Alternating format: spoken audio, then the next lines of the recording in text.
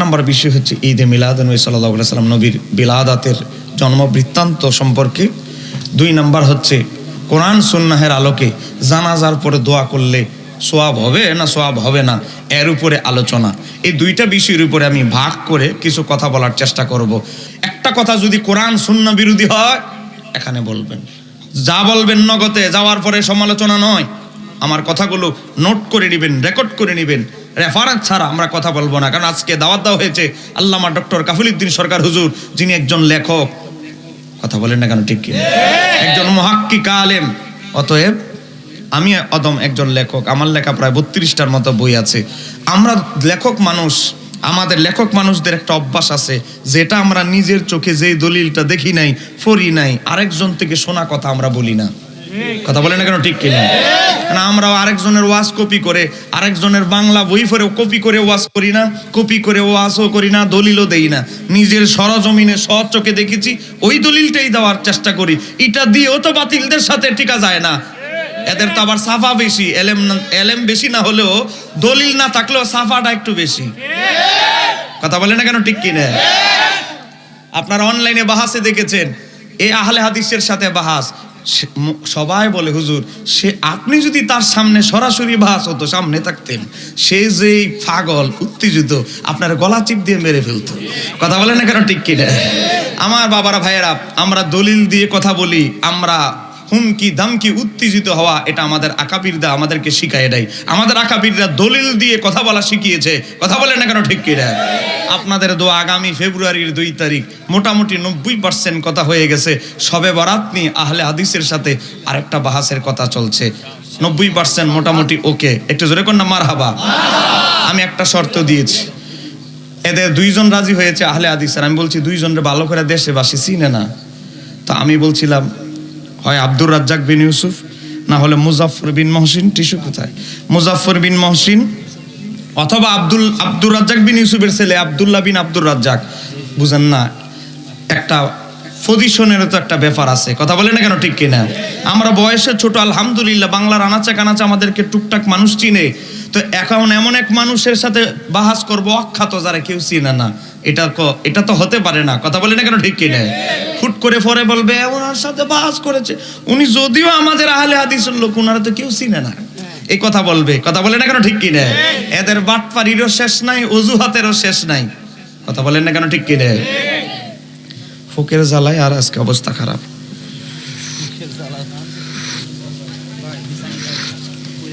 অবস্থা খুব খারাপ,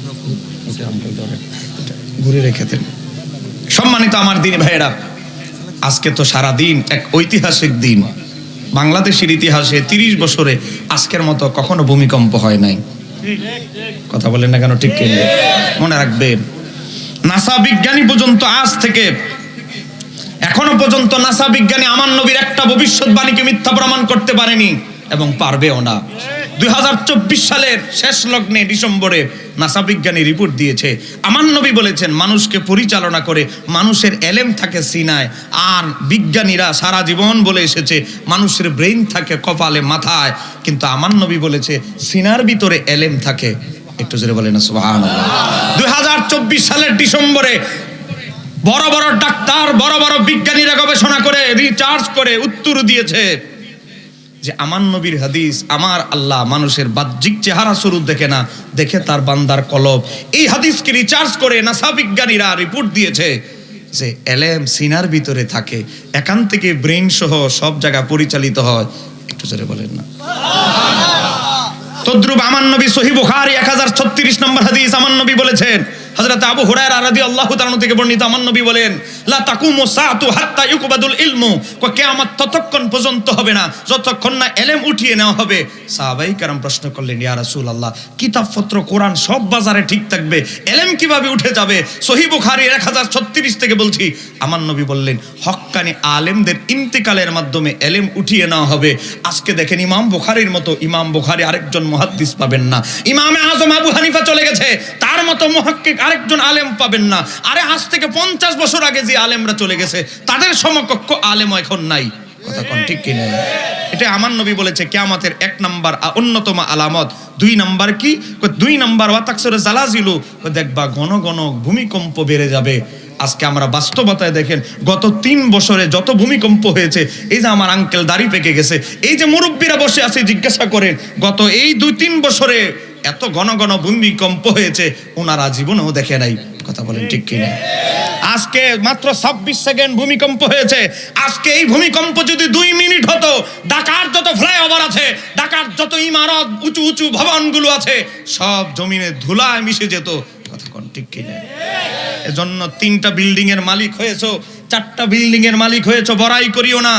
আমার আল্লাহ এক ইশারায় তোমার এই বিল্ডিং গুলো, ইমারত গুলো জমিনে ধসিয়ে দিতে পারেন। সেই রবের ক্ষমতা আছে না নাই? একটু আসতে বলেন, আছে না নাই? তারপরেও আজকে অনেকে মারা গিয়েছেন, 3-4 জনের মৃত্যুর আমরা নিউজে দেখলাম, আরো অনেকে আহত। শুধু এক জায়গায় গার্মেন্টস থেকে নামতে গিয়ে, বুঝেন না, সবাই তো জীবনের মায়া আছে, গার্মেন্টস থেকে নামতে গিয়ে প্রতিযোগিতা করে একজনের পায়ের নিচে আরেকজনে পড়ে মোটামুটি 100 জন আহত। এক গার্মেন্টসের ঘটনা এটা প্রকাশ হয়েছে, আরো তো বহু জায়গায় এমন আছে। কথা বলে না কেন ঠিক কিনা? যারা মারা গিয়েছে এই ভূমিকম্পে, আমরা আজকের মাহফিল থেকে এই আতুকুরা আহলে সুন্নাত ওয়াল জামাতের আয়োজনে এই নূরে মদিনা সুন্নি যুব সংঘের উদ্যোগের মাহফিল থেকে তাদের মাগফিরাত কামনা করছি। আল্লাহ তাদেরকে জান্নাতবাসী করুক। জোরে বলেন আমিন। আমার নবী বলেছে কিয়ামত ততক্ষণ পর্যন্ত হবে না, দেখবে ঘন ঘন ভূমিকম্প শুরু হবে। কথা বলেন না কেন ঠিক কিনা? আমার নবী যখন দুনিয়াতে বলেন, আমার নবী যখন দুনিয়াতে তাশরিফ আনেন, সেই দিন ভূমিকম্প হয়েছিল, তবে শুধু একটা রাষ্ট্রে। সেই রাষ্ট্রের নাম হচ্ছে সিরিয়া। কথা বলেন, সেই রাষ্ট্রের নাম হচ্ছে কি? সিরিয়া। ইমাম সুয়ুতি কিতাবের নাম আল হাবিলিল ফতোয়া, সেই কিতাবে উল্লেখ করেছেন আল্লাহর হাবিব যখন শুভাগমন করে, আমার আল্লাহ আল্লাহর হাবিবের শুভাগমনকে ইহুদি আলেম, খ্রিস্টান আলেমদের টনক নাড়ার জন্য আমার আল্লাহ সিরিয়ায় এমন ভূমিকম্প দিয়ে দিলেন, সমস্ত ইহুদি পণ্ডিতেরা, খ্রিস্টান পণ্ডিতেরা আসমানি কিতাব নিয়ে বসে গেছে। তারা তদন্ত করে দেখে এমন ভয়াবহ ভূমিকম্প তো কখনো হয় নাই। এটা রহস্য কি? খুঁজতে গিয়ে দেখে রহস্য হচ্ছে আমাদেরকে টনক নাড়িয়ে দিয়েছে, আল্লাহ ইশারা দিয়েছে, হায়াতুন নবী, আখিরি নবী, নবিউল উম্মির আগমন গত রাতে হয়ে গেছে। একটু জোরে বলেন না সুবহানাল্লাহ। আমাদের অনেক আলেমরা ওয়াজ করে ভুল। তারা ওয়াজ করে কি? আল্লাহর হাবিবের আগমনে সিরিয়ার রাজপ্রাসাদ কেঁপে উঠেছিল। কথা এটা নয়। আল্লাহর হাবিবের আগমনে সিরিয়ায় ভূমিকম্প হয়ে গিয়েছিল। একটু জোরে বলেন না সুবহানাল্লাহ। কথা সঠিকটা বলতে হবে। আমাদের সমাজে ওয়াজ করা হয়, হযরতে খাজা আব্দুল মুত্তালিব নবীর দাদা এই আব্রাহা বাদশার কাছে গিয়ে বললেন, আব্রাহা বাদশা, ওটগুলো আমার, ওটগুলো যে জোর করে দখল করেছে এগুলো আমাকে দিয়ে দাও। কাবাগর এটার যে মালিক তিনি রক্ষা করবেন। এরপরে আর কিছু আমাদের ভাইয়েরা ওয়াজে বলে না। কথা কোন ঠিক কি না? কিন্তু এটা কেন বলো না যেটা ইমাম জালালউদ্দিন সুয়ুতি আল খাসাইসুল কুবরা উল্লেখ করেছেন? হযরতে মা আমেনাকে কাবা ঘরের ভিতরে ঢুকিয়ে নবীর দাদা আব্দুল মুত্তালিব আল্লাহর দরবারে বলেছিলেন, মাওলা, আমার পুত্রবধূ আমেনার গর্ভে যেই সম্মানিত সন্তান তুমি দান করেছো, সেই নবীর উসিলায় তুমি আব্রাহা বাদশার বাহিনীকে ধ্বংস করো। একটু জোরে বলেন না সুবহানাল্লাহ। কেন এই সঠিক ইতিহাস বলো না? যে কোনো ওয়াজ করতে গেলে অর্ধেকটা বলে অর্ধেকটা গোপন করে। কথা কোন ঠিক কিনা? ওয়াজ করতে গেলে কুরবানির মাস, ঈদুল আজহা ওয়াজ করে কয়ে হযরতে বিবি সারা সতীনের বাচ্চাকে সহ্য করতে না পেরে ইব্রাহিম নবীকে বললেন, তোমার বাচ্চাকে বনবাসে দিয়ে আসো, দূরে দিয়ে আসো। আর ইব্রাহিম আলাইহিস সালামের স্ত্রীর জ্বালাতন সহ্য করতে না পেরে হযরতে ইসমাইল এবং হযরতে হাজেরাকে দূরে দিয়ে এসেছেন। এই ওয়াজ আমাদের বহু জুমার মঞ্চে করা হয়। কথা কোন ঠিক কিনা? অথচ ওয়াজ হলো আগাগোড়া বানোয়াট। বলেন, ওয়াজ হলো আগাগোড়া কি? মিথ্যা, মিথ্যায় ভরপুর, একেবারে জাল, জয়ীফ নয়। তো সঠিকটা কি? ইমাম জালালউদ্দিন সুয়ুতি আল খাসাইসুল কুবরা কিতাবের প্রথম খণ্ডে, কাগজটা রাখেন এদিকে, প্রথম খণ্ডে 18 পৃষ্ঠায়। আপনাকে বিরক্ত হচ্ছে? আমি ইমাম জালালউদ্দিন সুয়ুতির কিতাব থেকে দলিল দিচ্ছি। কোন জালালউদ্দিন সুয়ুতি? যার কিতাব কওমি মাদ্রাসা জালালাইন নামে ক্লাস আছে ওনার কিতাবের নামে, যার কিতাব আলিয়া মাদ্রাসায় ফাজিলে পড়ানো হয়, যার কিতাব, ওনার কিতাব তাফসিরের কিতাব উলুমুল কোরআন বিষয়ক কিতাব আল ইতকান কামিল মাদ্রাসায় তাফসির বিভাগে পড়ানো হয়, যার কিতাব উসুলে হাদিসের কিতাব তাদরিবুর রাবি মিশর আজহার বিশ্ববিদ্যালয়ে পড়ানো হয়, যার কিতাব আজকে তামিমের মিল্লাতের জামাতের মাদ্রাসায় পড়ানো হয়, যার কিতাব আজকে আপনি বাংলাদেশের সবচেয়ে বড় কওমি মাদ্রাসা হাটাজারিতে পড়ানো হয়, নবম শতাব্দীর মুজাদ্দিদ ইমাম জালালউদ্দিন সুয়ুতী, যিনি জাগ্রত অবস্থায় আমার নবীকে ৭২ বার দেখেছেন। আমি তার কিতাব থেকে বলছি, একটু জোরে কন্যা সুবহানাল্লাহ। যার সিনার ভিতরে মাত্র অল্প 2 লক্ষ হাদিস, যার সিনার ভিতরে মুখস্থ ছিল, যার সিনাটাই ছিল কিতাব। পৃথিবীতে একজন মাত্র অন্যতম মনীষীদের ভিতরে কিছু মনীষী, এর মধ্যে একজন যিনি কাগজ কলম নিয়ে নৌকা দিয়ে নদীতে চলে যেতেন, মানুষ বিরক্ত করে লেখালেখিতে ডিস্টার্ব হয়, কাগজ নিতেন, কলম নিতেন, কিতাবপত্র নিতেন না, নৌকার ভিতরে ঢুকে নীরবে কিতাব লিখতেন। এতগুলো হাওলা দিতেন, আমরা তো একটা কিতাব লিখতে গেলে টেবিল সাজায় ফেলি, এটা থেকে একটা হাওলা, এটা থেকে একটা হাওলা। কিন্তু ইমাম সুয়ুতী কোনো কিতাব সহায়ক হিসাবে নিতেন না, তিনি শুধু নিতেন কলম, দোয়াত কলম আর হলো কালি, কাগজ নিয়ে তিনি চলে যেতেন। গোটা সিনাটাই ছিল কিতাবে ভরপুর। সেই ইমাম জালালউদ্দিন সুয়ুতী এই আল খাসায়েসুল কুবরা কিতাবের 18 নম্বর পৃষ্ঠা, এটা 2 খণ্ডে লেখা। বাংলাদেশে আমি চ্যালেঞ্জ করে বলতে পারি, এখনো চ্যালেঞ্জ করি, একমাত্র বিশুদ্ধ অনুবাদ এই কিতাবের, পুরা হাদিস টু হাদিস। এ দেখেন 35, 36, 37, 38, আমরা একমাত্র 3800 মজেজা 2 খণ্ডে 2000 পৃষ্ঠায় বাংলা অনুবাদ বের করেছি। একটু জোরে কন্যা মারহাবা। আপনাদের দোয়া প্রায় 5000 কপি চলে গেছে 1.5 বছরে। 1000 টাকা দামি একটা বই। মানুষকে সত্য জানাতে হবে। এই কিতাবের অনুবাদ আজকে বাজারে ভুয়া চলছে। গাউসু বাকির কিতাব গুনিয়াতুত তালিবিন অর্ধেক অনুবাদ করে অর্ধেক বাদ দিয়ে অনুবাদ বাজার মার্কেটে ছেড়ে দেওয়া হয়েছে। আজকে দেখেন মাওলানা মহিউদ্দিন খান ইমাম গাজ্জালির কিতাব ইহওয়ায়ে উলুমুদ্দিন অনুবাদ করেছে, অর্ধেক অনুবাদ করে অর্ধেক গায়েব বাদ দিয়েছে। আল খাসায়েসুল কুবরা অনুবাদ করেছেন মাওলানা মহিউদ্দিন খান, মদিনা পাবলিকেশন থেকে অর্ধেক অনুবাদ করে অর্ধেক বাদ দিয়েছেন। কেন ভাই? ইমাম সুয়ুতীকে আপনার চেয়ে কম বুঝতেন। ইমাম সুয়ুতী এতগুলো নবীর মুজিজা, 3800 মুজিজা 20 বছর লাগা একসাথে করলেন, আপনি বাদ দেওয়ার কে? কথা বলেন না কেন? ঠিক কি রে? অনুবাদ না করলে না করেন, কিন্তু কিতাব কেন বিকৃত করবেন? সবচেয়ে বড় কষ্ট লাগে কি জানেন? এই যে ইমাম জালালউদ্দিন সুয়ুতী দেখেন মুকাদ্দামা লিখেছে, ভূমিকাটা পর্যন্ত অনুবাদ নাই। আরে বাবা, আমি যদি মিথ্যা কথা বলি, মোবাইলে ঢুকেন, আল খাসায়েসুল কুবরা PDF বাংলা লেখেন, মোবাইলে আপনার কাছে বাংলা অনুবাদ মোবাইলে এখন চলে আসবে, মাত্র 9 MB খরচ হবে, নেন দেখেন। মুকাদ্দামা ইমাম সুয়ুতীর ভূমিকাটাও মহিউদ্দিন খান অনুবাদ করে নাই। যদি মহিউদ্দিন খান ভূমিকাটা অনুবাদ করে প্রমাণ দিতে পারেন, জিহ্বাটা কেটে এখান থেকে চলে যাব। কি রে ভাই, কেন কিতাবের বিকৃতি? বিসমিল্লাতেই গলত, বিসমিল্লাহ এরপরে মুকাদ্দামা বিসমিল্লাটাই করে নাই অনুবাদ। এটা তো অনুবাদ নয়, এটা হলো এক প্রকার জালিয়াতি, যেটা করত ইহুদিরা। তাওরাত কিতাবে যত জায়গায় আমার নবীর সম্মান ছিল সব কেটে ফেলেছে ইহুদিরা। কথা বলেন না কেন? ঠিক কি? তখন সালমা হযরতে আব্দুল্লাহ ইবনে সালাম ইহুদি ধর্মের সবচেয়ে বড় মদিনার আলেম ছিলেন। আব্দুল্লাহ ইবনে সালাম বলে, আমার গোটা সিনাটাই তাওরাতে ভরপুর, গোটা সিনার ভিতরে তাওরাত আমার মুখস্থ। এই লাইনগুলো এই পৃষ্ঠার বাদ দিয়েছিস, এই পৃষ্ঠার এই লাইনগুলো বাদ দিয়েছিস। হযরতে আব্দুল্লাহ ইবনে সালাম ইহুদিদের যাদের পকেটের দান্দায় নবীর আলোচনা, নবীর সম্মান কেটে ফেলেছিল, তাদেরই জাত ভাই আব্দুল্লাহ ইবনে সালাম মুখোশ উন্মোচন করে দিয়েছিলেন। একটু জোরে কন্যা সুবহানাল্লাহ। পরবর্তীতে তিনি আমার নবীর সাহাবী হয়ে গিয়েছিলেন। একটু জোরে কন্যা সুবহানাল্লাহ। আজকে দেখেন, আমি সময় খুবই কম, 18 নম্বর পৃষ্ঠা 35 নম্বর মুজিজা, 35 নম্বর মুজিজা এসেছে। হযরত ইব্রাহিম আলাইহিস সালামের প্রথমে কোনো সন্তান হয় নাই, আল্লাহর দরবারে দোয়া করেছিলেন, মাওলা, ও মাওলা, সর্বশেষ নবী, সর্বশ্রেষ্ঠ নবী সেই ব্যক্তিকে আমার বংশে তুমি দান করিও। সময় যেহেতু কম, আমি মূল কথাটা বলার চেষ্টা করব। আমার আল্লাহ দোয়া করলেন। হযরতে বিবি সারা বললেন, আমি তো মোটামুটি বন্দা কনফার্ম হয়ে গেছি, আমার তো বাচ্চা কাচ্চা হয় না, তা আল্লাহ যে সর্বশেষ নবীকে আপনার বংশে দিবে, তা আপনার আওলাদ না থাকলে বংশ হবে কিভাবে? অতএব আপনি বিয়ে করেন। হযরতে ইব্রাহিম খলিল বললেন, আল্লাহ যেহেতু আমাকে দোয়া কবুল করছে, সন্তান ছাড়া কি আর আমার বংশ সৃষ্টি হবে? অবশ্যই আল্লাহ দিবে। বিবি সারা কি করলেন? হযরতে হাজেরাকে দাস ছিলেন মুক্ত করে দিয়ে আজাদ করে দিলেন। আজাদ করে দিয়ে হযরতে ইব্রাহিম খলিলের সাথে বিবাহ বন্ধনে আবদ্ধ করে দিলেন। সেখানে জন্মগ্রহণ করলো হযরতে ইসমাইল। একটু জোরে কন্যা সুবহানাল্লাহ। আমার আল্লাহ জিবরাইল আলাইহিস সালামকে পাঠালেন। হযরতে আবু হুরায়রা রাদিয়াল্লাহু তাআলা থেকে, হযরত আব্দুল্লাহ ইবনে আব্বাস থেকে বর্ণিত, আমার আল্লাহ জিবরাইল আলাইহিস সালামকে পাঠালেন, ও জিবরাইল, তুমি আমার খলিল ইব্রাহিমের কাছে যাও, ইব্রাহিমকে বলো রেডি হওয়ার জন্য, বিবি হাজারাকে রেডি থাকতে বলো, হযরত ইসমাইলকে রেডি করানোর জন্য বলো। রেডি যখন করানো হলো, বোরাক নিয়ে আসা হলো। বোরাকের উপরে আরোহণ করে হযরত ইব্রাহিম আলাইহিস সালাম সামনে, জিবরাইল আলাইহিস সালাম, তারপরে ইসমাইল, হযরতে বিবি হাজারা সহ বোরাকে আরোহণ করলেন। বোরাকে আরোহণ করার পরে নামানো হলো। নামানোর পরে ইব্রাহিম আলাইহিস সালাম বললেন, ও জিবরাইল, এমন একটা জায়গায় তুমি আমার বিবি এবং আমার বাচ্চাকে তুমি নামিয়ে দিচ্ছ, যেই জায়গায় লা দারআ ওয়ালা জারআ, যেখানে উদ্ভিদ তো দূরের কথা কোনো কিছু এই জায়গায় নাই। এই জায়গা আমার সন্তান আর আমার বিবি কিভাবে বসবাস করবে?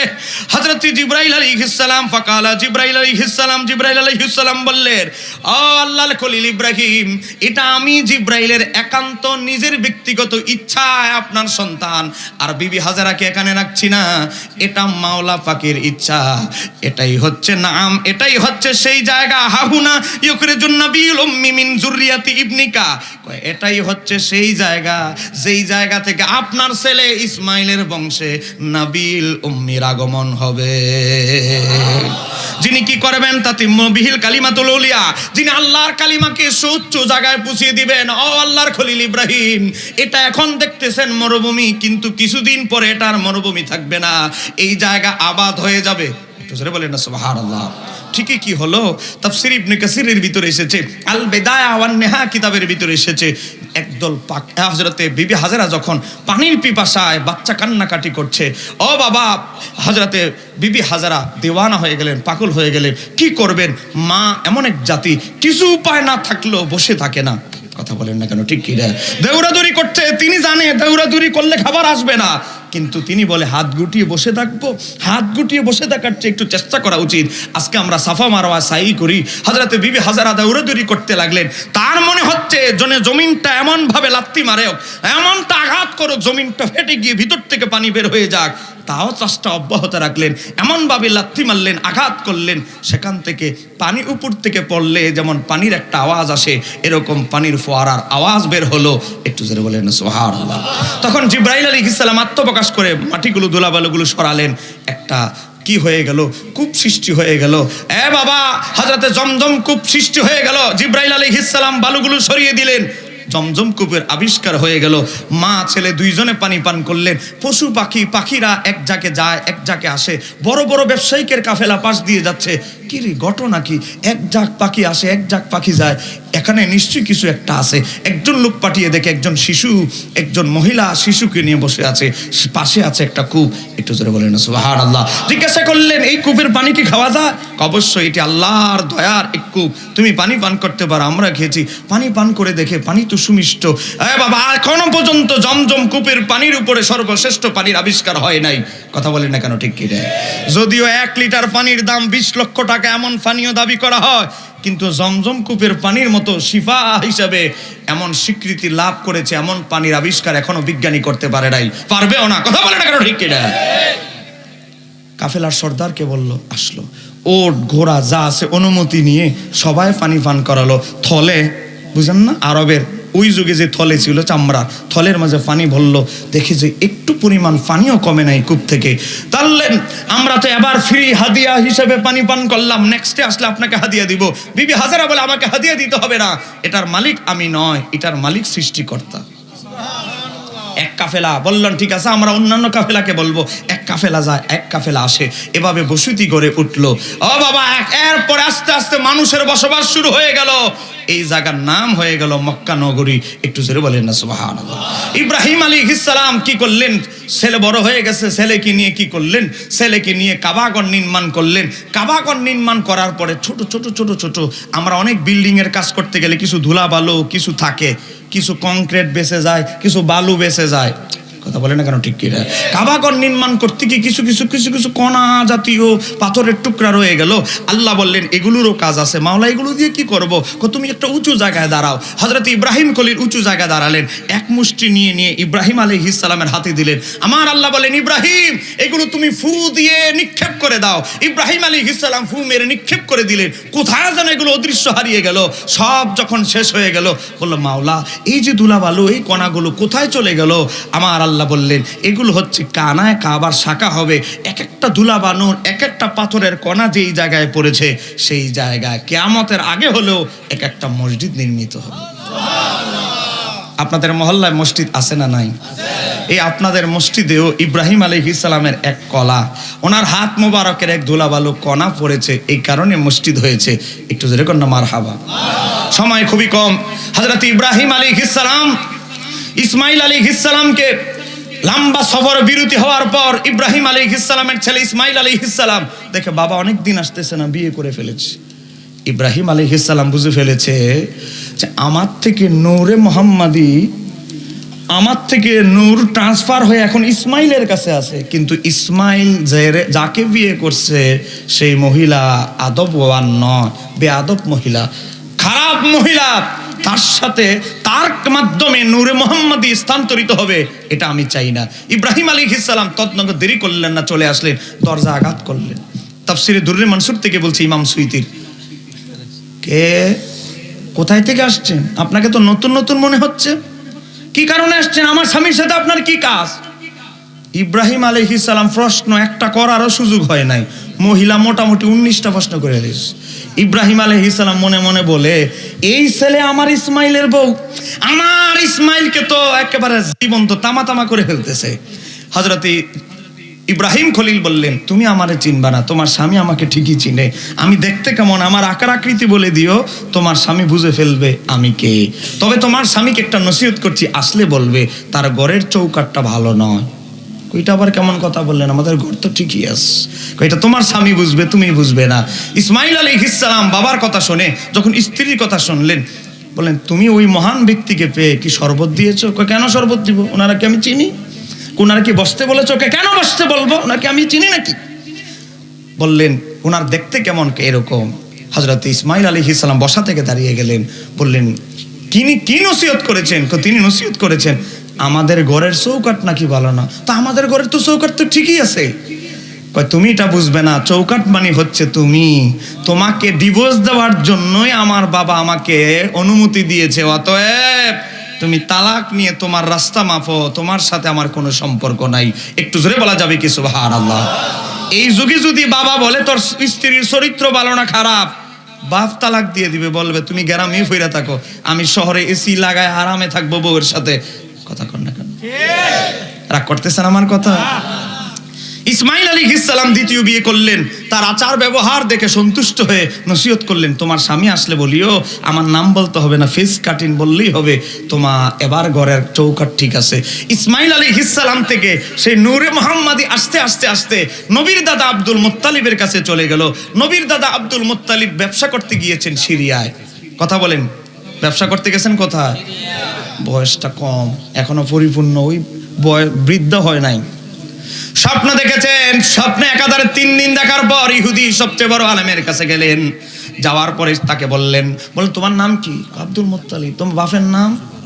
সব কিছু বলার পর গোত্র বলে, তোমার কি আব্দুল্লাহ নামে কোনো ছেলে আছে? না তো।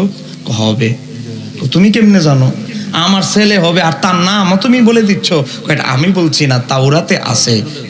বলেন সুবহানাল্লাহ। বলেন আমার নবীর নাম তাওরাতে, আমার নবীর নাম ছিল কি ছিল না? কথা বলে না কেন? ছিল কি ছিল না? দেখেন ইমাম জালালউদ্দিন সুয়ুতী আল খাসায়েসুল কুবরা প্রথম খণ্ড 30 পৃষ্ঠা হাদিস নাম্বার 68 সেখানে উল্লেখ করেছেন হযরত ইমাম আবু নাঈম ইসফাহানির হিলিয়াতুল আউলিয়া থেকে, যেটা এখন থেকে 1050 বছর আগের লেখা হাদিসের কিতাব। সেখানের ভিতরে এসেছে বিখ্যাত তাবি ওহাব ইবনে মুনাব্বা, যিনি হযরত ওমর রাদিয়াল্লাহু তাআলা হাতে হাত রেখে বায়াত হয়েছিলেন, যিনি ছিলেন ইহুদি ধর্মের তৎকালীন একজন বড় বিজ্ঞ একজন আলেম। একটু জোরে কন্না মারহাবা। সে ওহাব ইবনে মুনাব্বা বলে, বনি ইসরাইলের এক ব্যক্তি 200 বছর আল্লাহর নাফরমানি করলো, কোনো সওয়াবের কাজ করে নাই, শুধু কালেমাটাই পড়ছে। যখন মারা গেল মুসা আলাইহিস সালাম বললেন, দুইজনে, একজনে 2 হাত, একজনে 2 পা ধরে ময়লা ডাস্টবিনে ফেলে দেয়। ফেলে দেওয়ার পর আমার আল্লাহ সঙ্গে সঙ্গে উহি করলেন, ফাআল্লাহু ইলা মুসা, আমার আল্লাহ মুসা আলাইহিস সালামের উপরে উহি নাজিল করলেন, হে মুসা, আমার এক আশিকিন জাকিরিন বান্দাকে তোমার উম্মতরা ময়লা ঢিল মেরে ফেলে দিয়েছে, তুমি নিজে যেহেতু হুকুম দিয়েছো, নিজে ময়লার স্তূপ থেকে তার লাশটা উঠায়া আতর খুশবু মেখে গোসল দিয়ে কাফনের কাপড় পরা নিজে ইমামতি করে নিজ হাতে দাফন করো। আমার আল্লাহর আদেশ কোন নবী রাসূলদের উপরে আসলে এখানে প্রশ্ন করার কোনো সুযোগ সবকিছু করার পর মানুষ গুতায়। বনি ইসরায়েলের মানুষ প্রশ্ন করার জন্য এক নাম্বার জাতি ছিল। আপনি বললেন ময়লা ফেলাই দিতে, আপনি আবার নিজে ময়লা থেকে উঠাইলেন। বেটা, আমি তো ফালাইছি বলছি ঠিকই আছে, কিন্তু এটা আল্লাহর আদেশ। তোমরা তো আমারে প্রশ্ন করতে পারছো, আমি তো সরাসরি সাথে সাথে আল্লাহকে প্রশ্ন করলে আমার নবুতির দরজা বন্ধ করে দেওয়া হবে, কেটে ফেলা হবে। আমি জানলে তোমরাও জানবে, চুপ থাকো।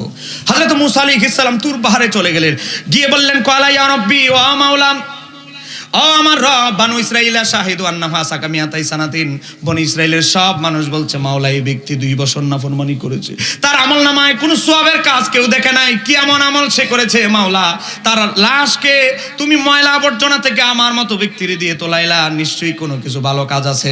আমার আল্লাহ বললেন ফাওয়াল্লাহু ইলাইহি, আমার আল্লাহ মূসা নবীর উপরে ওহী নাজিল করলেন, হাকাজা কানা মূসা, মানুষ যেটা দেখেছে সেটা বলেছে, এটাও সঠিক, কিন্তু ইল্লা তার আমলনামার হিস্ট্রিতে এমন একটা ভালো আমল আছে যেটা কেউ জানে না, জানি আমি আল্লাহ।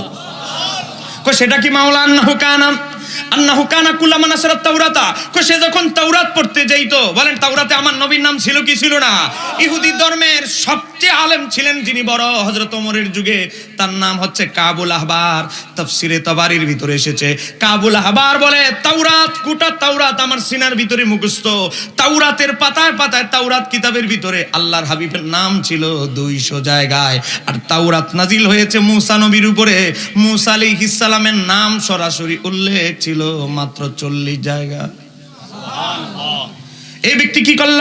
কয় মূসা শোনো, তোমার এই উম্মত তাওরাত শরীফ যখন পড়তে যাইতো, কানা কুল্লামা নাসারাত তাওরাত, তাওরাত যখন খুলতো পড়ার জন্য, নাজারা ইলা ইসমি মুহাম্মাদিন, আমার হাবিবের নাম মুহাম্মদ সাল্লাল্লাহু আলাইহি ওয়াসাল্লাম নামটা যতবার সে দেখতো, তাকাতো, কব্বালাহু, চুমু খাইতো, আদাহু আলা আইনাইহি, চুমু খাওয়ার পরে চোখের উপরে মালিশ করতো, ওয়া সাল্লা আলাইহি, এবং এক মর্তবা আমার হাবিবের প্রতি দুরুদ সালাম পড়তো।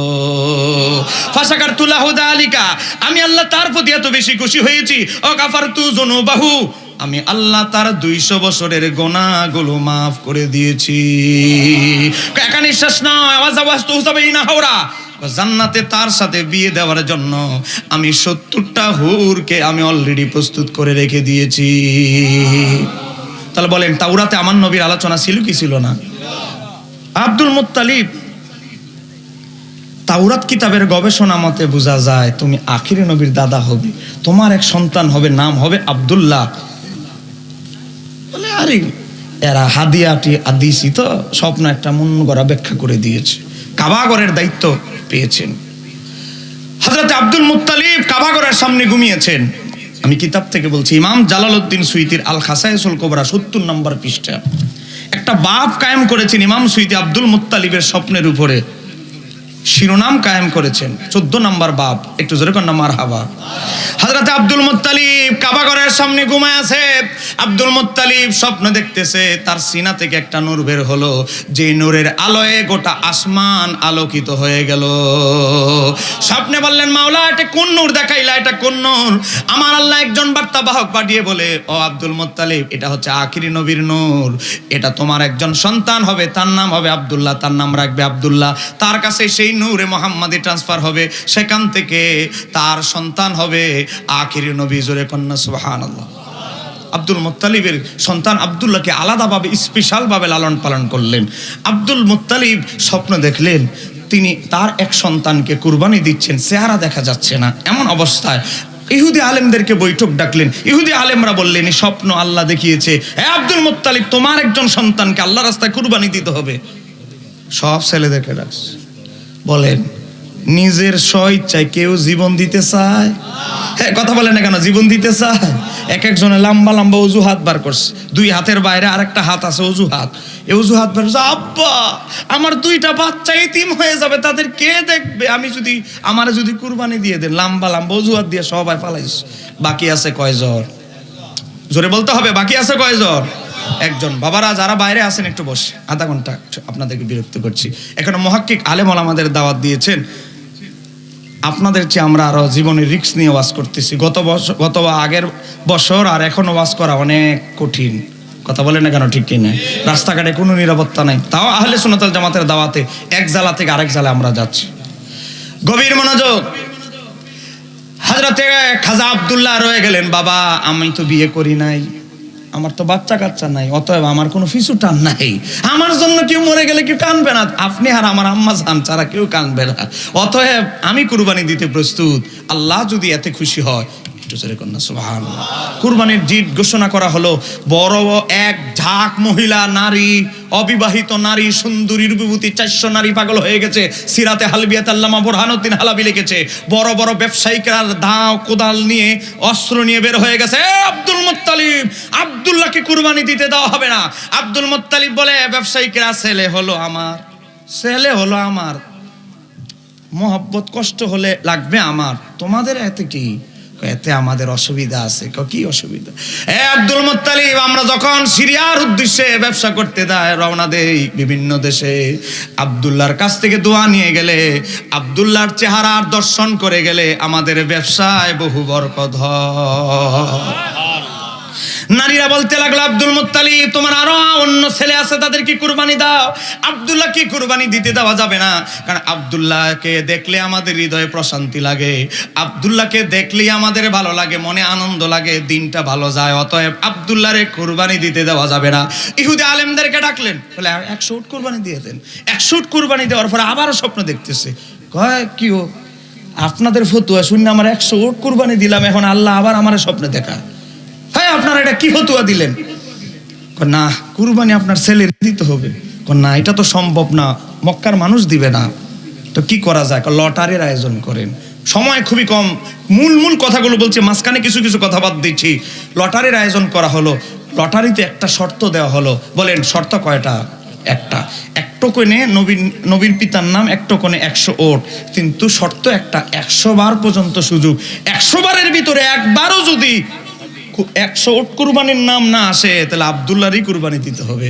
আব্দুল মুত্তালিব একাধারে 99টা লটারির টোকেন বের করলেন। 99 বার আসছে আব্দুল্লাহর কুরবানি। আব্দুল্লাহর কুরবানির সুযোগ আছে আর কয়বার? বাম দিকের ভাইরা কি রাগ করছেন আমার উপরে? না, সুযোগ আছে আর আরেকবার। হযরত আব্দুল মুত্তালিবের চোখ তো বাঁধা, তিনি কান্না শুরু করে দিয়েছেন। নিজের প্রিয় শাহজাদা, তাকে কুরবানি হবে। আব্দুল মুত্তালিব মোনাজাত দিলেন, আমার আল্লাহ দোয়া কবুল করলেন। এবার যখন লটারির বাক্সে হাত ঢুকালেন, এবার নাম আসলো, আমি আল্লাহ আব্দুল মুত্তালিব তোমার কুরবানি কবুল করেছি। কবুল করে আব্দুল্লাহর পক্ষ থেকে কুরবানি কবুল করে আমি 100 উট মঞ্জুর করেছি। যারা লটারির কাগজ লেখছে তাদেরকে জিজ্ঞাসা করা হলো, তোমরা কি এমন লেখছো? না তো, আমরা তো আব্দুল্লাহর 100 উট, আব্দুল্লাহর 100 উট এই কথা লিখি নাই। এই কথা ইহুদি আলেমরা বললেন, এটা আল্লাহর পক্ষ থেকে একজন ফেরেশতা ঢুকিয়ে দিয়েছে। একটু জোরে করুন সুবহানাল্লাহ। নবীর পিতা আব্দুল্লাহর বয়স 24। বলেন বয়স কত? এরই মাঝে 400 আরবের নারী নবীর পিতা আব্দুল্লাহর জন্য দেওয়ানা, সিটি ফাটায়, ডাক দেয়, জানালা দিয়ে ডাক দেয়। কিন্তু নবীর পিতা আব্দুল্লাহ, যেমন পিতা তেমন সন্তান, আমার নবী যেমন তার পিতাও তেমন। কথা কন না কেন? ঠিক কি রে? বাবা, নবীর পিতা আব্দুল্লাহর বহু প্রেমপত্র পাঠায়, এই যুগে ছেলেরা পাঠায় মেয়েদেরকে, কিন্তু নবীর পিতা আব্দুল্লাহর কাছে 400-র উপরে প্রেমপত্র চলে এসেছে। কিতাবের ভিতরে এসেছে, হযরত ইমাম জালালউদ্দিন সুয়ুতী আল খাসায়েসুল কুবরা কিতাবের প্রথম খণ্ড 74 পৃষ্ঠার ভিতরে এসেছে, বনি খাসআমি গোত্রের একজন মহিলা, কিতাবের ভিতরে এসেছে তার পূর্বপুরুষের বাড়ি ছিল সিরিয়ায়, তাওরাত কিতাবের হাফেজা, তাওরাত কিতাব গবেষণা করে দেখেছে নবীর পিতার নাম হবে আব্দুল্লাহ, দাদার নাম আব্দুল মুত্তালিব, মক্কায় জন্ম হবে, সবকিছু শুনছে। মায়ের নামটা ডাইরেক্ট উল্লেখ নাই। সে বলে, মায়ের নাম যেহেতু ডাইরেক্ট উল্লেখ নাই, চেষ্টা করে দেখি আমি আখিরি নবীর মা হতে পারি। বাবারে বলল, বাবা আমি তোমার একমাত্র কন্যা, আমারে কতটুকু ভালোবাসো? তোমার জন্য জীবন দিতে রাজি। জীবন দিতে হবে না, যা সম্পদ আছে সিরিয়ায় বিক্রি করে আমার সাথে চলো। কোথায়? মক্কা। মক্কা থেকে আসে সিরিয়ায় মানুষ ব্যবসা করতে, আর তুমি আমার মক্কা যেতে বলো? হ্যাঁ, উল্টা, আসো। মক্কা আসার পরে তাওরাত কিতাব গবেষণা করে দেখলো ওই ফাতেমা নামক মেয়ে, যে আখিরি নবী তার মায়ের গর্ভে, আখিরি নবীর নূরে মুহাম্মাদি মায়ের গর্ভে আসার সময় বাকি আছে আর 10 দিন। কথা বলেন কত কত কত কথা বলেন কত দিন? 10 দিন। আর 10 দিনের ভিতরে যদি আব্দুল্লাহরে আমি বিয়ে না করতে পারি, আমার সব শেষ। এত পরিকল্পনা, এত কষ্ট, সব কিছু শেষ। নবীর পিতা আব্দুল্লাহ রে রাস্তায় ধরলেন। এতদিন চিঠি পাঠাতো, সম্মানের সাথে প্রস্তাব দিত, রাস্তা দিয়ে ডাক দিত, এবার একেবারে সামনে হাত দুইটি প্রসারিত করে দাঁড়িয়ে গেলেন। হে আব্দুল্লাহ দাঁড়াও, হে আব্দুল্লাহ, আমি অন্যান্য খারাপ দুশ্চরিত্রময়ীদের মতো নয়, বাজারি মেয়েদের মতো নয়, যারা 3 দিনের জন্য আরেকজনের স্বামী হয়ে যায়, 1 ঘন্টার জন্য যারা রাত কাটায়, ওই ধরনের মেয়ে আমি নই। আমার নাম ফাতেমা, আমি তাওরাত কিতাবের হাফেজা, তাওরাত কিতাব আমার সিনার ভিতরে মুখস্থ, আমি এক বাবার এক মেয়ে। হে আব্দুল্লাহ, এই যে উটের পালগুলো দেখতেছো, এখানে 100-র উপরে উট আছে, এই সব উট সহ আমার বাবার যত সম্পদ আছে সব আমি তোমার নামে ট্রান্সফার করে দিব, সব সম্পত্তি তোমাকে দিয়ে দিব। তুমি শুধু আমাকে বিয়ে করো, দরকার হলে শুধু 1 রাতের জন্য বিয়ে করো, কালকে আমারে ডিভোর্স দিয়ে দাও, আজকে 1 রাতের জন্য তুমি আমাকে বিয়ে করো। নবীর পিতা আব্দুল্লাহ তার কোয়ালিটি শুনলেন।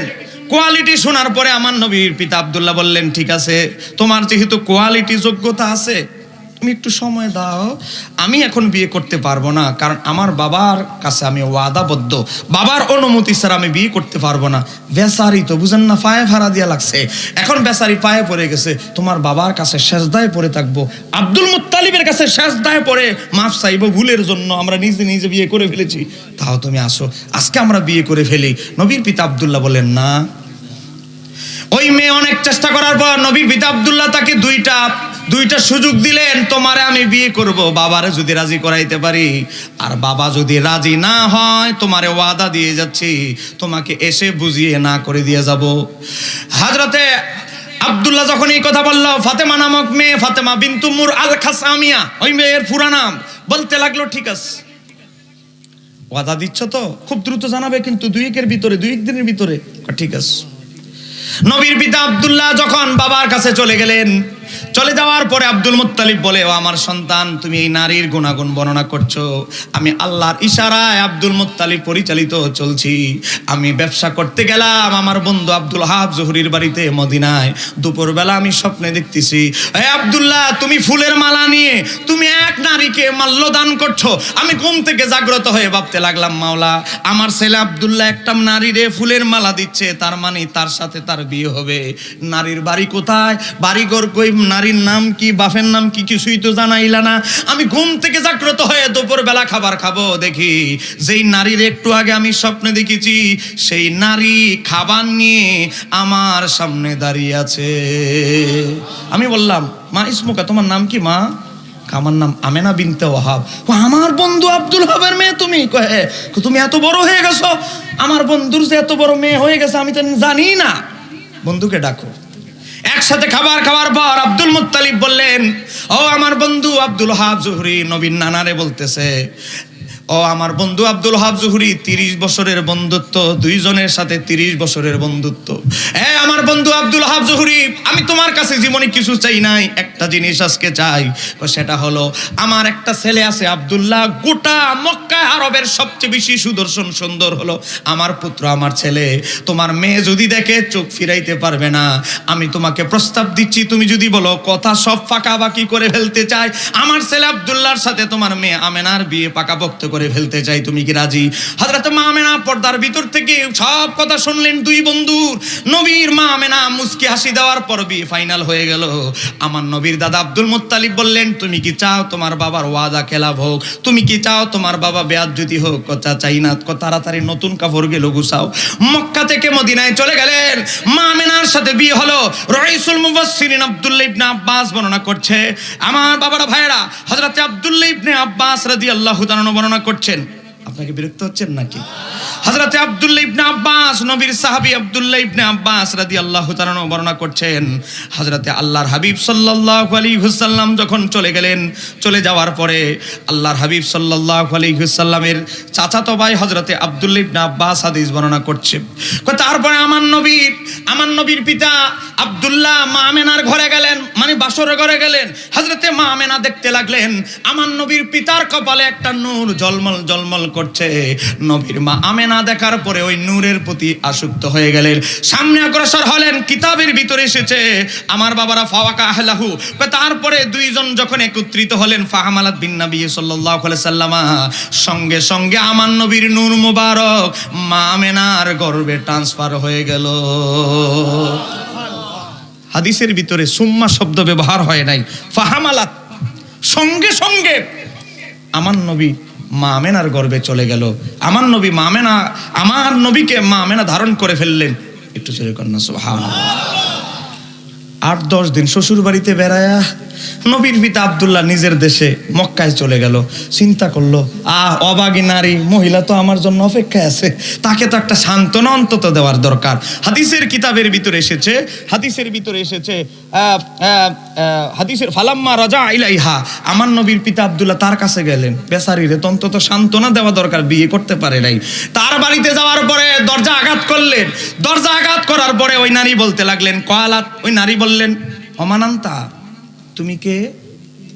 নবীর পিতা আব্দুল্লাহ, মনে হচ্ছে আকাশ ভেঙে পড়বে।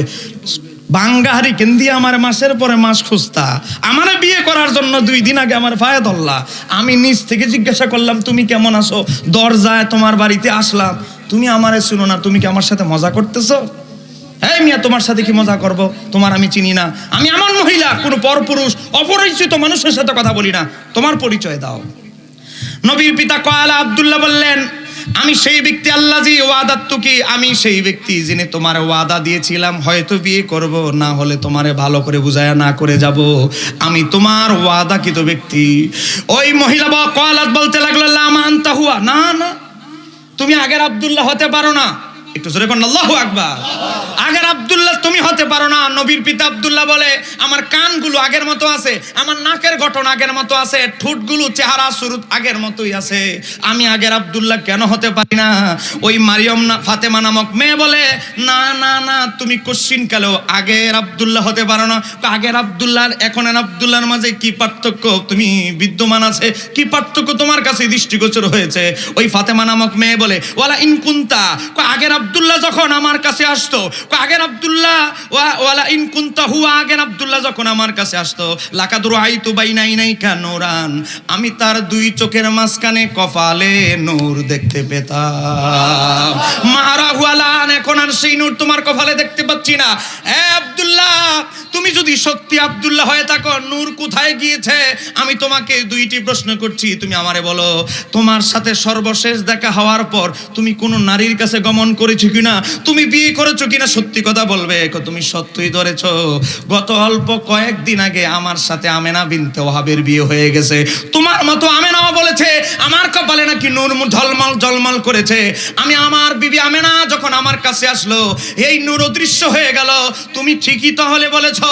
তারপরে ফাতেমা নামক মেয়ে আফসোস করে, তাফসিরাতে হালবিয়া কিতাবের ভিতরে এসেছে, বুকে আঘাত করে, মানুষ মা বাপ মারা গেলে বড় ধরনের ক্ষয়ক্ষতি হলে যেভাবে বুকে আঘাত করে বিলাপ করে, ওই ফাতেমা নামক মেয়ে বুকে আঘাত করে বলতে লাগলো, হে আব্দুল্লাহ, আমেনা বড় সৌভাগ্যবতী, আমি বড় অভাগিনী। আমি অভাগিনী ফাতেমা, সিরিয়া থেকে নিজের বাপ মার বাপা ভিটা বাটি ছেড়ে জন্মভূমি ছেড়ে আমি এসেছি মক্কায় শুধু আখির নবীর মা হব বলে, কিন্তু সৌভাগ্যবতী হয়ে গেছে আমেনা। হে আব্দুল্লাহ, তোমার সাথে যখন আমেনার দেখা হবে, তোমার স্ত্রীর দেখা হবে, তাকে তুমি বলবে, হযরতে সাদ ইবনে আবি ওয়াক্কাসের বর্ণনার ভিতরে এসেছে, তোমার সাথে যখন আমেনার সাথে যখন দেখা হবে, তখন আমেনাকে তুমি একটা কথা বলবে, কল্লি তালি দান্না মালিকান, আমেনা রে, তুমি 2 জাহানের বাদশাকে গর্ভে ধারণ করেছো। একটু জোরে বলা যাবে কি আল্লাহু আকবার?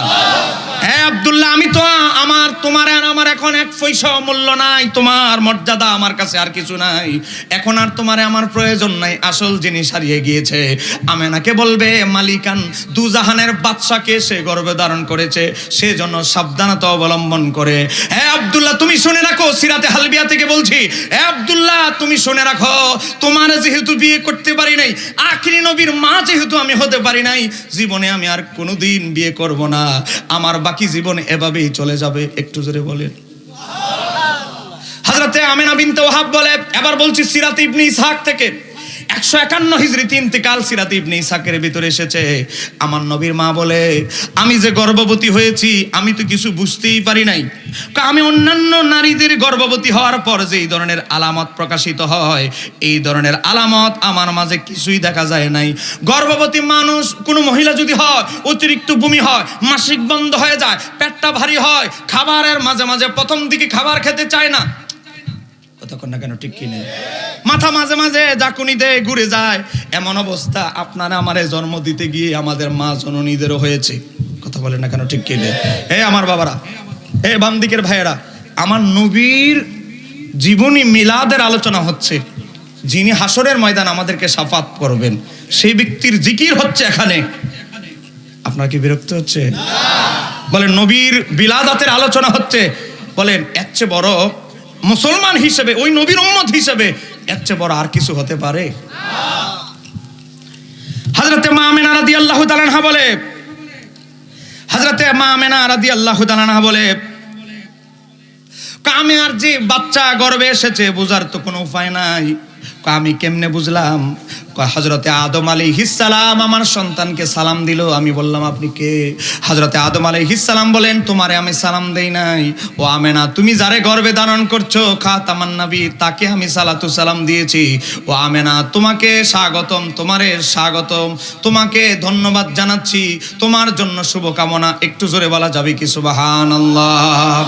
এ মুসলমান, নবীর সাথে আমাদের তুলনা দিলে, এ বলেন আমাদের তুলনা কি চলবে? বলেন নবীর সাথে আমাদের কি কোনোভাবে তুলনা চলবে? হযরতে মা আমেনা রাদিয়াল্লাহু তাআলা আনহা বলেন, আমার সন্তান আমার গর্ভে এসেছে, আমার তো বোঝার কোনো উপায় নাই, কারণ আমার অন্যান্য মহিলারা গর্ভবতী হলে যে আলামত, এগুলো আমার মাঝে দেখা যায় নাই।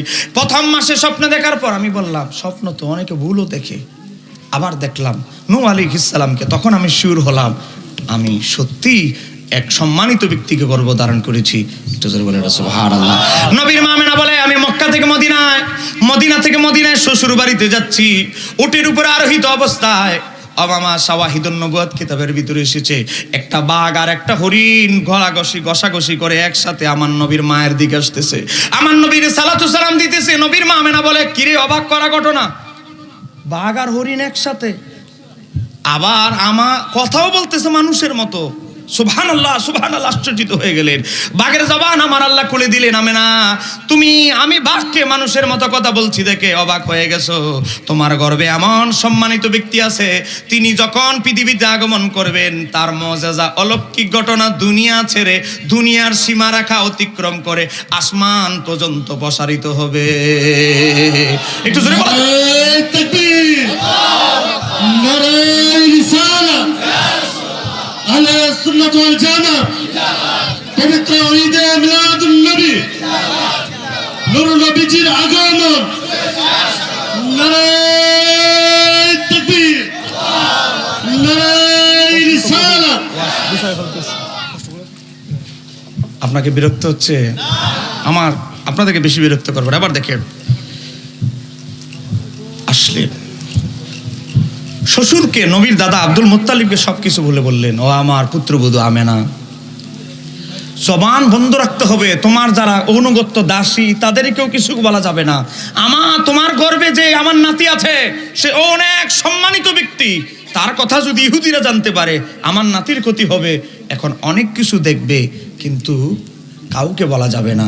একটু জোরে বলেন না সুবহানাল্লাহ। রোদ্রে মানুষ, গরম রোদে বালুগুলো তাপ, বাইরে যায় না। আর আমি না যখন বাইরে যাই, রৌদ্রের বালু কণাগুলো আমার জন্য বরফের মতো ঠান্ডাদায়ক হয়ে যায়। মানুষ বলে রৌদ্র নাকি অনেক লাগে, সূর্যের তাপ। আমি যখন বাইরে যাই, একটা মেঘমালার টুকরা আমার পিছে পিছে ঘুরে আমাকে আমার সন্তানের সম্মানার্থে আমাকে ছায়া দেওয়ার জন্য, একটু জোরে কন্যা সুবহানাল্লাহ। মানুষ বলে, আমার এলাকার মানুষ বলে আমার শ্বশুরের কূপের পানি নাকি অনেক গভীরে। আমি রশির বালতি ধরতে দেরি, আমি দেখি আমার সন্তানের বরকতে গভীর নলকূপের গভীর নিচের তলদেশের পানিগুলো আমার সন্তানের সম্মানে উপরে কে যেন বাসিয়ে দেয়। একটু জোরে বলেন, আর একটু জোরে বলেন না সুবহানাল্লাহ। দিন বলে, আল্লাহ তোমার হাবিবকে দিনে পাঠাও। নবীর পিতা আব্দুল্লাহ মারা গেল। তাফসীর আল বেদাওয়ানে 9 নম্বর খণ্ড 409 পৃষ্ঠা। ইমাম সুয়ুতী আল খাসাইসুল কুবরা 216 নম্বর হাদিস, নবীর পিতা যখন মারা গেল ফেরেশতারা বলল, আল্লাহ তোমার হাবিব তো এতিম হয়ে গেল, হাজা ইয়াতীমান, তোমার হাবিব তো এতিম হয়ে গেল মাওলা। ফেরেশতারা বলতেছে, তখন ফাকালাল্লাহু তাআলা লিল মালাইকাতি, আমার আল্লাহ ফেরেশতাদেরকে বললেন আনা লাহু ওয়ালিয়ুন, হ্যাঁ ফেরেশতারা আমি আল্লাহ আমার হাবিবের জন্য অভিভাবক হিসেবে যথেষ্ট, ওয়া হাফিজুন ওয়া নাসিরুন, আমি আল্লাহ আমার বন্ধুর হেফাজতকারী হিসেবে যথেষ্ট, সাহায্যকারী হিসেবে যথেষ্ট, দুনিয়ার কোনো মানুষের সহযোগিতার দরকার না। আমার আলোচনা শেষ করছি, যেহেতু হুজুর চলে এসেছে। আল্লাহর হাবিব সাল্লাল্লাহু আলাইহি সাল্লামের আগমন অন্যান্য 8-10টা নবীর মতো নয়। কথা বলেন না কেন, ঠিক কি না? আমার নবীর আগমনে শাম দেশের সিরিয়ার প্রাসাদগুলো, 1000 কিলোমিটার দূরে উঁচু উঁচু ভবনগুলো হযরতে মা আমেনা বিনতে ওয়াহাব দেখেছিল। কথা বলেন না কেন, ঠিক কি রে? আহলে হাদিসদের বড় হুজুর নাসিরউদ্দিন আলবানী তার লিখিত বই সিলসিলাতুল হাদিসুস সহিহা, সেখানে বলেছে হাদিসটা মশহুর এবং সহিহ। তাহলে আমার নবীর নূরের ঝলকে সিরিয়ার প্রাসাদ পর্যন্ত আলোকিত হয়ে যায়। সেই জায়গায় আমার নবীকে যারা আমাদের মতো মানুষ বলেন, তাদের আকীদা কি শুদ্ধ না অশুদ্ধ? কথা বলে না কেন, শুদ্ধ না অশুদ্ধ? আমি হুজুর এসেছি, আলোচনা শেষ করে দিচ্ছি, আপনাদেরকে একটা ঘোষণা দিচ্ছি। জি আসলে একটা বই আছে আমার লিখিত, আপনাদের সাধারণ মানুষের জন্য জরুরি দরকার, নামাজ নিয়ে আমার লেখা 2টা বই আছে। একটা এটা সহজ পদ্ধতিতে সহি নামাজ শিক্ষা, এখানে ফরজ ওয়াজিব সুন্নতে মুআক্কাদা নামাজের পাশাপাশি 32 রকমের নফল নামাজের বর্ণনা এখানে আছে। শবে বরাত সামনে আসতেছে, সবকিছু আমরা এখানে প্রমাণ করেছি। এমনকি আহলে হাদিসদের হুজুরদের কিতাব থেকে শবে বরাতে প্রমাণ দিয়েছি। এখানে সব পাবেন। 44টা গুরুত্বপূর্ণ দুরুদ আছে। বাচ্চাদের স্মৃতিশক্তি কমে গেলে কি দুরুদ পড়বেন, যারা ঋণগ্রস্ত কোন দুরুদ পড়বেন, নবীর দিদার পেতে হলে কোন দুরুদ বেশি বেশি পড়া উচিত। এখানে প্রায় 300 পৃষ্ঠা, বইটা 150 টাকা দাম, কারো সম্ভব হলে নেবেন। আরেকটা বই সামাজিক, পিতামাতা স্বামী স্ত্রী ও শিক্ষকদের অধিকার। পিতামাতার প্রতি আমাদের কি কর্তব্য, স্বামীর প্রতি স্ত্রীর কি কর্তব্য, স্ত্রীর প্রতি স্বামীর কি কর্তব্য, শিক্ষকদের প্রতি আমাদের কি অধিকার আছে, শিক্ষকরা আমাদের প্রতি, সব কিছু আমাদের এখানে আলোচনা আছে। আপনারা এটা আপনাদের পরিবারকে দিবেন। নামাজ শিক্ষা বইটা প্রত্যেকের ঘরে রাখা জরুরি, আপনারা চেষ্টা করবেন বইটা রাখার জন্য। 100 টাকা 150 টাকা বড় নয়। আগে আমাদের বইই ছিল না মার্কেটে। কথা বলে না কেন, ঠিক এটা? বাংলাদেশের কয়েকজন আলেম, এর মধ্যে আমার ডান পাশে বসা আল্লামা ডক্টর কাফলউদ্দিন সরকার সাহেব, তিনি অসংখ্য বই লামাযহাবীদের রদে, বাবা মিলাদ কিয়ামের পক্ষে, শবে বরাতের পক্ষে, অসংখ্য মাসালার পক্ষে লিখেছেন। একটু জোরে কর না মারহাবা। আমি অদমের আছে 30-32টার মতো বই, এখনো পর্যন্ত হুজুর সময় পাইলে বই লেখে। একটু জোরে বলে না মারহাবা। আমার সময় খুবই কম। একজন প্রশ্ন করেছেন, আসসালামু আলাইকুম হুজুর, নিজের পীরকে আল্লাহ মনে করা যাবে কিনা? মনে রাখবেন, আমাদের দেশে একদল লোক আছে সুফি নামদারি বাউল, বলেন এদের ধর্ম আলাদা, ইসলাম ধর্মের সাথে আমাদের শরীয়তের সাথে তাদের কোনো মিল নাই। এদের ধর্মের নাম দিয়েছে আমি বাউল ধর্ম। এই বাউল এরা তারাই বলে পীরি খোদা, পীরি রসুল, পীরি সব আছে না নাই? কথা বলে না কেন? এই ধরনের এক ধরনের লোক আছে না নাই? আপনাদের এই ভাটি অঞ্চল সহ বিভিন্ন জায়গায় এই ধরনের লোক আছে।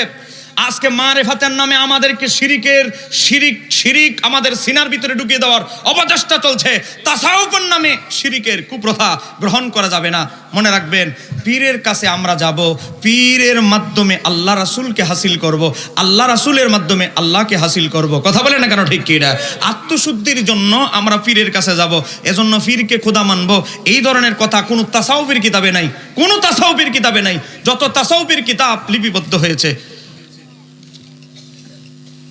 হুজুর সহিহ বুখারী 2013 নম্বর হাদিসের আলোকে 11 রাকাত তারাবি প্রমাণিত হয়। এটা আসলে বুজার ভুল। মা আয়েশা সিদ্দিকা রাদিয়াল্লাহু তাআলা আনহাকে জিজ্ঞাসা করা হলো, আল্লাহর হাবিবের রমজান মাসের রাতের সালাত কিরূপ ছিল? মা আয়েশা সিদ্দিকা রাদিয়াল্লাহু তাআলা বললেন, রমজান এবং অন্যান্য মাসে। বলেন তারাবি নামাজ কি অন্যান্য মাসে পড়ি না শুধু রমজানে? বলেন তারাবি নামাজ কি অন্য মাসে পড়ি না শুধু রমজানে? এই হাদিসের ভিতরে আছে মা আয়েশা সিদ্দিকা রাদিয়াল্লাহু তাআলা আনহা বললেন, রমজান এবং অন্যান্য মাসে আমার নবী 11 রাকাতের বেশি পড়তেন না। তো এখানে তারা কি করে? যোগ বিয়োগ করে 8 রাকাত, 11 রাকাতের চাইতে 3 রাকাত বাদ দেয়, বিতির 8 রাকাত তারাবি বানানোর চেষ্টা করে। আবার রমজান ফারি হয়ে গেলে বলে বিতির 1 রাকাত। কথা বলে না কেন, ঠিক কি রে? তো অতএব এই হাদিস সালাতুল লাইলের হাদিস, কেউ বলেছেন তাহাজ্জুদের হাদিস। অসংখ্য ইমাম, যত ইমাম হাদিসটি নকল করেছে তারা বলেছে এটা তাহাজ্জুদের নামাজের হাদিস। তাহাজ্জুদের হাদিস এনে তারাবিতে যারা বর্ণনা করতে চায়, তারাবিতে লাগিয়ে দিতে চায়, তারা ইসলামের অপব্যাখ্যাকারী। কথা বলে না কেন, ঠিক কি রে? এই বিষয়ে আমার লিখিত বই আছে, ওই যে নামাজ শিক্ষা বইয়ের ভিতরে ডিটেলস আলোচনা পাবেন। এর উপরে আমার অনলাইনে আলোচনা আছে, হুজুরেরও লেখা বই আছে তারাবির ব্যাপারে। আসলে এগুলো কিছু কমন প্রশ্ন এসেছে, এগুলো সবসময় মিলাদ ক্যাম্প বুঝেনি তো, এগুলো তো আমরা সবসময় প্রশ্ন করতে করতে করতে আর আমরা আমাদের হুজুর উত্তর দিতে দিতে মিলাদ ক্যাম্পের এই পর্যন্ত চলে আসছে। কথা বলে না কেন, ঠিক কি রে? হুজুর আমরা জানি নবীজি আমাদের সুপারিশ করবেন, কিন্তু আমরা যে পীরের কাছে বায়াত হলাম, পীর সাহেব কি করবেন? দেখেন, আমরা আল্লাহর হাবিব সাল্লাল্লাহু আলাইহি সাল্লাম শুধু শাফাত করবেন, শুধু এখানেই শেষ নয়। আল্লাহর হাবিব সাল্লাল্লাহু আলাইহি সাল্লাম আল্লাহ সুবহানাহু তাআলার কাছে প্রার্থনা করবেন, আল্লাহর হাবিব সাল্লাল্লাহু আলাইহি সাল্লামের অনেক উম্মত যেন শাফাতের অনুমতি পায়। হাফেজরা শাফাত করবে, শহীদরা শাফাত করবে। কথা বলে না কেন, ঠিক কিনা? বাবা, বিজ্ঞ বড় বড় আলেম ওলামারা শাফাত করবে, তারাও শাফাত করবে। আমি জাস্ট হুজুর যেহেতু ভাষা আদবের খেলাফ হচ্ছে, আমি শুধু একটা হাদিস বলছি তিরমিজি শরীফ থেকে, হাদিস নাম্বার 2440, ইমাম তিরমিজি বলে হাদিসটা হাসান। আলবানী পর্যন্ত মেশকাতের তাকিক হাদিসটিকে হাসান বলেছে। হযরত আবু সাঈদ খুদরি থেকে বর্ণিত, আমার নবী বলেন ইন্না মিন উম্মতি, আমার উম্মতের ভিতরে মাই ইয়াশফাউ লিল ফিয়ামি, আমার উম্মতের প্রথম শ্রেণীর লোক যারা শাফাত করবে, তারা একটা এলাকা, একটা জেলা, একটা বংশ, একটা এরিয়া, একটা এলাকার লোককে শাফাত করে জান্নাতে ঢুকিয়ে দিবে। এই কথার ব্যাখ্যা করতে গিয়ে মোল্লা আলী কারী মিরকাতুল মাফাতির ভিতরে বলতেছে, কই হাদিসের ব্যাখ্যা হচ্ছে, কই এই প্রথম শ্রেণীর লোক কারা? মিনাল উলামাই, তারা হচ্ছে আলেম ওলামারা, ওয়াসুহাদাই, তারা হচ্ছে শহীদরা, ওয়াসুলাহাই, তারা হচ্ছে বুজুর্গ ব্যক্তিরা, নেককার বান্দারা। একটু জোরে বলেন না সুবহানাল্লাহ। মোল্লা আলী কারী মিরকাত 8 নম্বর খণ্ড 5602 নম্বর হাদিসের ব্যাখ্যা। তার মানে আল আউলিয়ায়ে কেরাম শাফাত করবেন, এটা প্রমাণিত, অস্বীকার করার কোনো সুযোগ নাই। আসলে বাকি প্রশ্ন আছে, এগুলো হুজুরকে দিলেই মনে হয় ভালো হয়। আদবের বরকালাপ হচ্ছে, আমি হুজুরের কাছে ক্ষমা আরজি করছি যে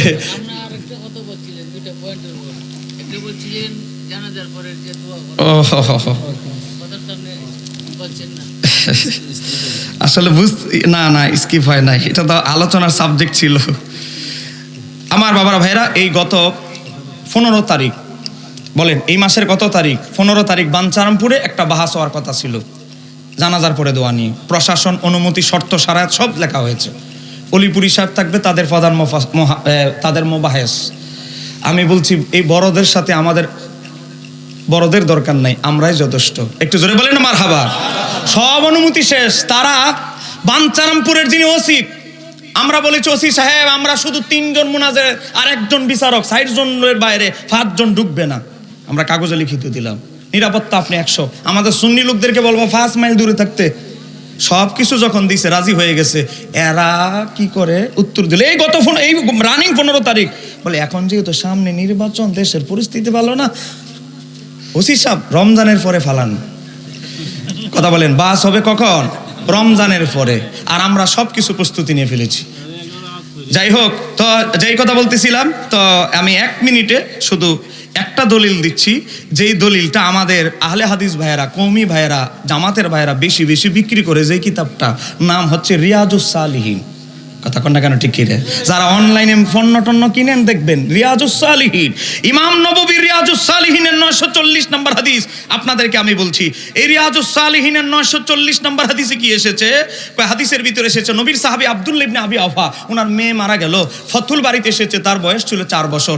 মেয়ের লাশ নিয়ে মাঠে গেল, জানাজা পড়লো। জানাজা কি করলেন? সুম্মা সাল্লা আলাইহা ফাকাব্বার আরবান, 4 তাকবীর, মেয়ের জানাজা কমপ্লিট। তারপরে সুম্মা কমা, বাটপারির কোনো সুযোগ নাই, সুম্মা কমা। তারপরে নবীর সাহাবী আব্দুল্লাহ ইবনে আবি আওফা দাঁড়ালেন, জানাজার পরে দাঁড়ালেন, দাঁড়িয়ে কি করলেন? সুম্মা কমা বাদা রাবিআতু কাদরা মাতাকবিরাতাইনি ইস্তাগফিরু লাহা ওয়া ইয়াদউ।